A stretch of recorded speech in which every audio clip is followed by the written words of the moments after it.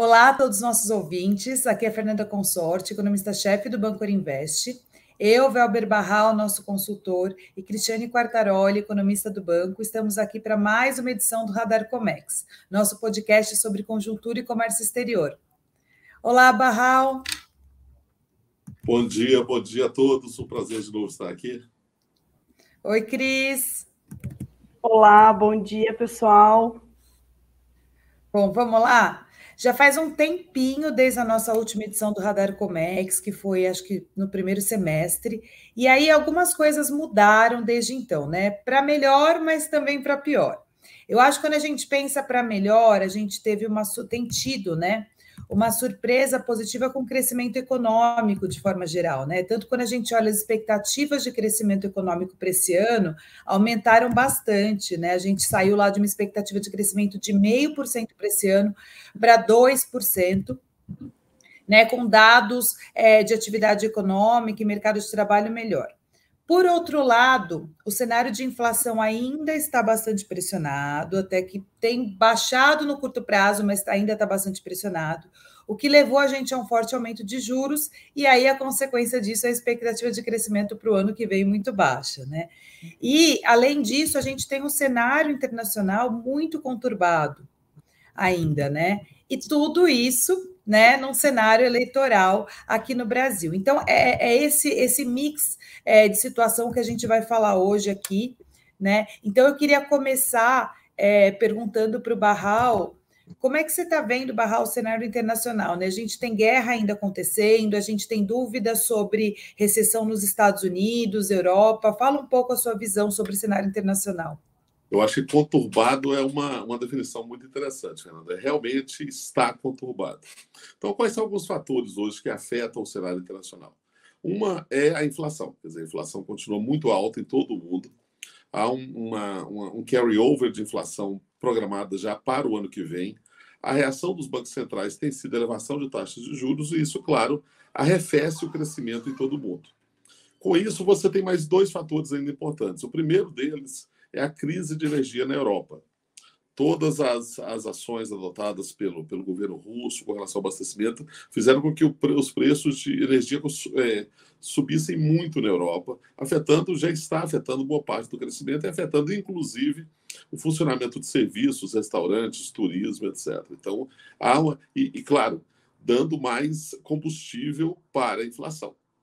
Então, essa é uma preocupação importante. Uma segunda preocupação importante é o crescimento da China. Então, a China, que sempre teve nos últimos 30 anos e teve uma contribuição muito grande para o crescimento mundial, este ano foi afetada realmente. Inclusive porque ainda existem cidades que estão imobilizadas em razão da crise do Covid. Então, já se fala de um crescimento abaixo de 4% para a China este ano. Isto afeta diretamente o Brasil. Temos que lembrar que a China é o grande comprador, 32% das exportações brasileiras vão para a China, é o grande comprador de commodities brasileiras, então você pode ter aí um efeito negativo também, tanto no saldo das exportações, mas principalmente na contribuição geral da economia chinesa para o crescimento mundial. E, claro, uma preocupação permanente com as ações do Fed, do Banco Central norte-americano. A elevação de juros, a política de juros, a política de longo prazo pode, de fato, também afetar expectativas em todo o mundo. Então, nós temos, para você ter ideia, a inflação para 2022, a inflação média no mundo é 7,6%. É muito para países que passaram muitos anos sem ter esse efeito de inflação. E isso faz com que essa inflação seja programada ainda em 4,5% para 2023 e 2,6% para 2024. Estou falando da inflação mundial, né?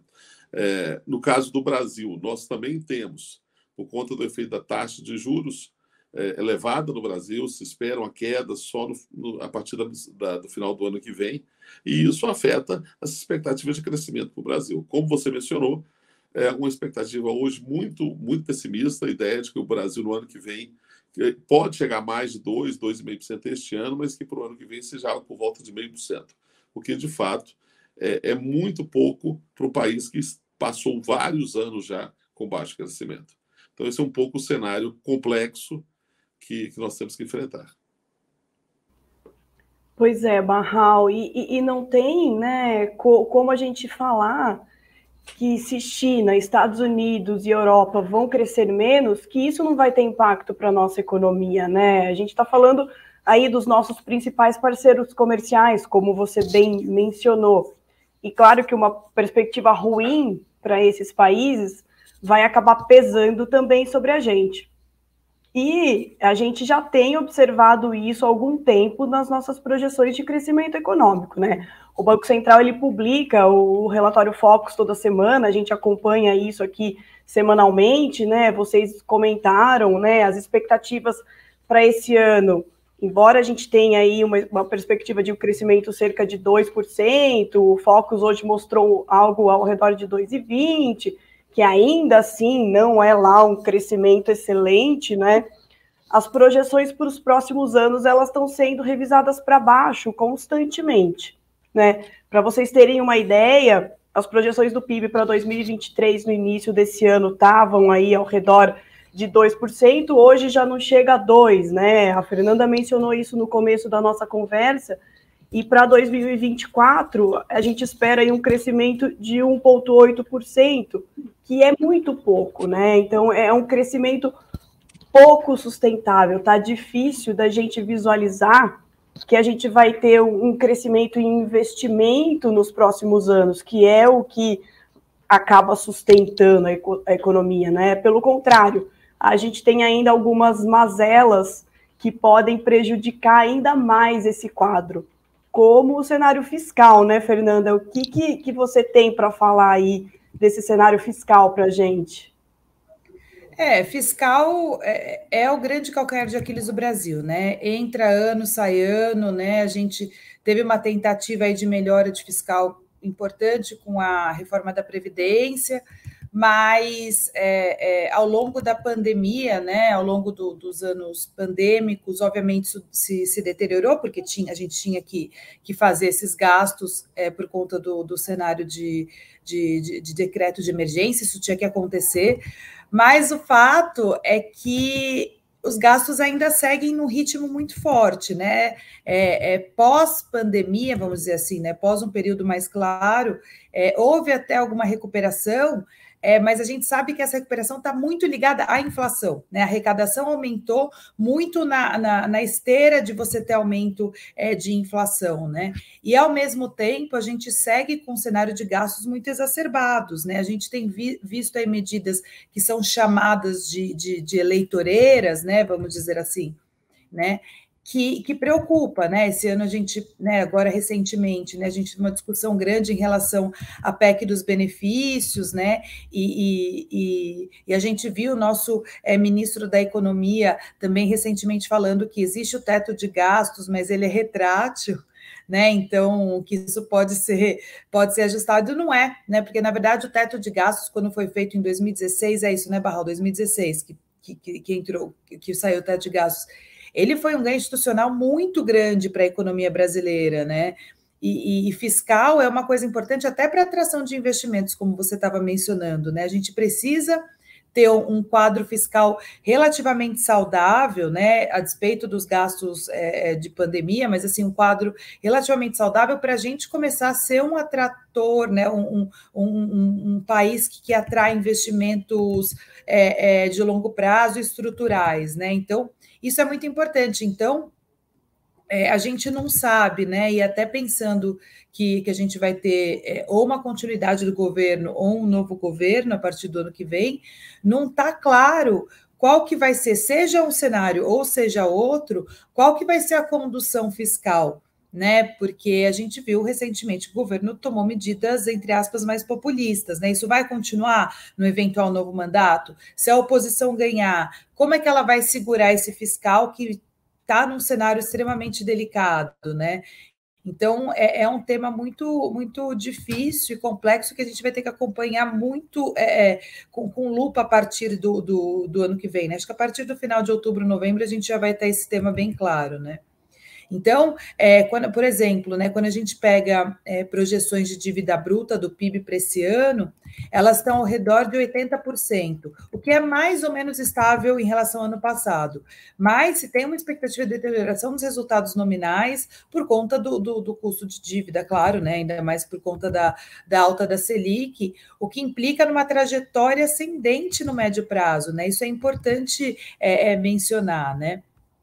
Então, eu acho que a gente tem um cenário não só por crescimento, mas também por inflação, porque a gente sabe que essa inflação mundial, né, e brasileira também tem um vetor importante da expansão fiscal que foi feita, né?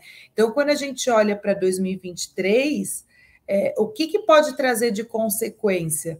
Né, assim, Cris, quando você olha o cenário de inflação, embora a gente tenha visto relativamente dados um pouco melhores, mas o que você vê olhando para 23? Pois é, gente, é um quadro bastante complicado, né? O fiscal, ele é super importante, inclusive, para as agências de risco, né? É um dos principais pontos que as agências de risco olham para os países, né? Isso pode afetar a gente aí de uma forma negativa. E falando um pouco do impacto fiscal e inflação, embora os indicadores mais recentes de inflação eles estejam surpreendendo para baixo, principalmente por conta de alguns motivos pontuais, né? A gente teve aí queda em preço de combustível, redução de alguns impostos e até o impacto da alta da Selic, uma nova rodada de gastos fiscais, de aumento de gasto fiscal, pode reverter esse comportamento mais benigno que a gente está vendo na inflação mais recente. Sem contar que, com os dados mais recentes vindo abaixo do esperado, né, a gente ainda está falando aí de uma inflação de mais de 9% no acumulado em 12 meses. Não é pouco, né? É uma inflação bastante alta que acaba impactando demais na renda do consumidor. Ou seja, qualquer impulso fiscal adicional pode comprometer essa tendência de queda mais recente na inflação que a gente está vendo aí nas projeções para 2023 e 2024. E daí, talvez, o Banco Central ele pode se ver obrigado a manter os juros em nível mais elevado por mais tempo, comprometendo ainda mais as nossas expectativas de crescimento, que já não estão lá tão boas como a gente mencionou anteriormente. Mas, então, assim, é um quadro ruim, né? A gente não está... Estamos pisando em ovos aí, né? Mas, Barral, falando assim sobre essa política fiscal, a gente não consegue separar, né, o fiscal sem entrar no tema político. Como que você está vendo isso? Como que você acha que isso vai ser conduzido daqui para frente, agora que as eleições, né, estão se aproximando mais e também nos primeiros meses do novo governo?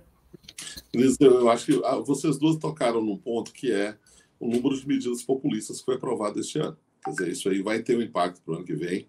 O orçamento foi enviado, foi muito interessante, com a previsão de um Auxílio Brasil de R$ 405 e uma mensagem dizendo que poderia ser elevado a R$ 600, sem dizer como é que seria apurado isso. O governo tem mencionado a ideia, inclusive, de estabelecer antes do final do ano uma tributação sobre dividendos, seria para cobrar ou para cobrir esses gastos, principalmente com o novo Auxílio Brasil, o que gera mais especulação no mercado pelo custo adicional que isso pode representar para os acionistas das empresas, né? Então, qual é o cenário que a gente tem? Ao que parece, o pacote de bondade se encerrou, né? Não há muito mais espaço até o final do ano para novas medidas. Vai haver uma tentativa do governo, quem quer que foi eleito, para tentar aprovar algumas medidas antes do final do ano que equilibrem um pouco mais o orçamento do ano que vem. A principal delas seria da tributação de dividendos. Eventualmente, algumas medidas, algumas bondades que foram feitas na área de energia, principalmente redução de custo de energia e de combustíveis, podem ser revertidas após a eleição, inclusive por medidas judiciais. Então, isso também poderia melhorar um pouco o cenário fiscal para o ano que vem, que está, como vocês mencionaram, bastante comprometido. Fora isso, é muito improvável pensar em novas privatizações importantes até o final do ano, a não ser alguma que já esteja programada. E, claro, o Brasil continua adiando as reformas estruturais que são importantes. É impossível pensar que este ano ainda pode haver grande evolução na reforma tributária, reforma administrativa, e isso vai ficar para um novo Congresso que nós não conhecemos ainda. Mas eu não quero ser totalmente pessimista. Eu acho que tem dois fatores aí que a gente tem que levar em conta para esse final de ano. Primeiro, algumas reformas micro estão passando. Microeconômicas estão passando. Hoje mesmo foi publicada uma lei que cria o drawback de serviços, permite que as empresas incluam os gastos de serviços no drawback, o que pode aumentar um pouco mais a competitividade exportadora de empresas brasileiras. Tem outra questão, são as medidas, inclusive de auxílio Brasil, que pode aumentar o consumo, evidentemente, pode gerar um pouco de crescimento fundado em consumo. Claro, e este sempre é o dilema do Brasil. É um crescimento fundado em consumo e não em investimento. Para ter um crescimento fundado em investimento, a gente precisa, mais que nada, de credibilidade internacional, de previsibilidade, e isso hoje está faltando, como você sabe. E isso, claro, afeta todos os mecanismos econômicos. Nós falamos de taxa de juros, de crescimento, de dívida, mas afeta o câmbio. E aí, como é que fica o câmbio, Fernanda? Eu acho que ainda temos uma palavra clássica para câmbio que chama volatilidade, né, Barral e Cris? Eu acho que assim, não tem jeito, volatilidade é o grande nome do jogo, né? A gente está num cenário de muita incerteza, né? A gente mencionou aqui, você tem de um lado o internacional, que é muito pesado, né? Muito importante quando a gente pensa em definição de câmbio. A gente não sabe o que vai acontecer, a gente tem guerra, né? A gente tem a questão dos Estados Unidos, a gente tem definição de patamar de taxa de juros, recessão ou não recessão lá fora. Então, isso, sem dúvida, gera uma incerteza enorme para moedas de forma geral, né? Para moedas emergentes.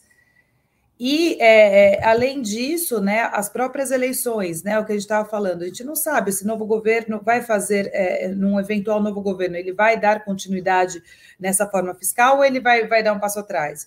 O governo Bolsonaro se reeleito, ele vai tomar uma atitude diferente ou não? Ele vai seguir nesse ritmo que a gente está vendo nesses últimos meses, né? Então, isso causa muita incerteza, né?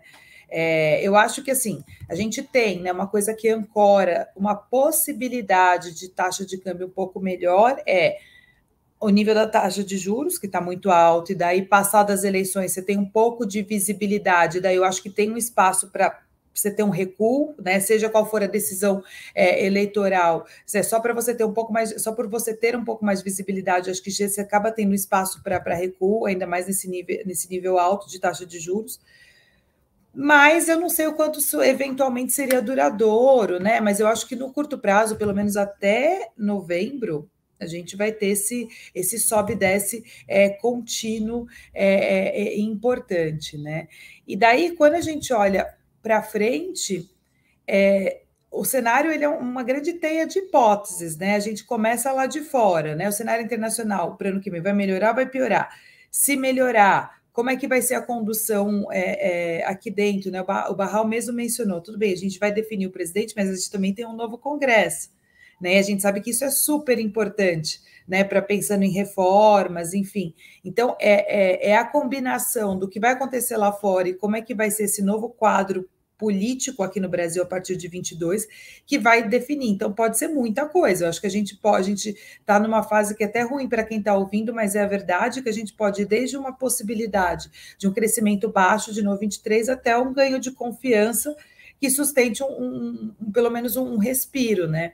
Então, assim, acho que a gente vai ter que gravar outro Radar Comex em novembro para a gente ver, poder dar uma sinalização melhor. Né? E aí, meus amigos, comentários finais? Cris, o que você acha? Confiança é super importante, né, Fernanda? A gente sempre comenta aqui, né, que o indicador de confiança ele é muito importante para a nossa economia e a gente não tem visto, né? Embora ela tenha melhorado um pouco aí pós a pandemia, ainda os dados mais recentes eles estão muito erráticos, né? E como você mencionou, além da volatilidade, a outra palavra da vez para o cenário atual é a incerteza, né? a gente tem uma quantidade muito grande de variáveis, com destaque para eleição, guerra, taxa de juros das economias centrais, que ainda vão trazer muita volatilidade e incerteza para a nossa taxa de câmbio, né? Então, pensando num cenário externo mais ameno, talvez a gente consiga vislumbrar uma melhora nas nossas variáveis macroeconômicas, mas que ainda não vão ser suficientes para aumentar essa confiança do empresariado e do consumidor, né? Que, como eu falei, que elas ainda estão muito abaladas. Então, os próximos meses eles serão bastante desafiadores e incertos. Então, haja volatilidade aí para os nossos principais ativos e, sobretudo, para a nossa taxa de câmbio. O que você acha, Barral? Eu queria só retomar isso. Eu acho que daqui até o final do ano nós temos 3 fatores no cenário internacional que são muito importantes. O primeiro é o temor de aperto monetário nos Estados Unidos. O segundo é a retomada ou não da desaceleração do crescimento na China. E o terceiro é a crise energética na Europa. São 3 fatores sobre os quais nós não temos qualquer influência e que podem ter, sim, impactos para o crescimento de todo mundo, de desenvolvimento, inclusive do Brasil. Um segundo ponto que vai nos motivar a estudar até o final do ano é esse embate entre promessas eleitorais e situação fiscal. É muito interessante o último debate dos presidenciáveis, em que cada um ficou dizendo quanto é que ia dar mais de Auxílio Brasil, sem especificar muito claramente de onde vão tirar o dinheiro, né? Então, nós sabemos que não tem almoço de graça, esse almoço vai ter que ser pago em algum momento, e aí a grande questão é como é que essas promessas eleitorais podem influenciar a reação deste governo até o final do ano e do novo governo. O terceiro ponto é essa da questão de qualquer que seja o governo, até que ponto ele será capaz, no ano que vem, de asseverar a sua credibilidade e promover reformas, num ano que vai ser difícil. Então, essa vai ser nosso questionamento para o ano que vem, para garantir o crescimento futuro. E, especificamente no comércio exterior, nós temos tido uma recuperação lenta. A exportação de manufaturados tem crescido muito lentamente, enquanto o grande fator do superávit continua a ser o preço de commodities. Então, principalmente, não há uma previsão de queda de commodities, principalmente commodities agrícolas, mas, é claro, é sempre um risco um país que fique dependente do preço de poucas commodities. Eu acho que esse é um desafio que tem que ser levado, inclusive, aos debates presidenciais nesses 200 anos de independência. Exato, né? Pensando no futuro, inclusive estrutural, né? A gente começar a ficar um pouco mais independente. Bom, meus amigos, eu acho que então a gente chega aqui ao fim dessa edição do Radar Comex, ainda com muita dúvida, muita incerteza, né? Mas não tem jeito, o cenário tem mostrado isso, a gente não tem como muito usar bola de cristal, mas a gente volta a se reunir ainda nos próximos meses para tentar ter mais clarividência aí da situação. Eu gostaria de agradecer os sempre importantes comentários dos meus colegas, Barral e Cris.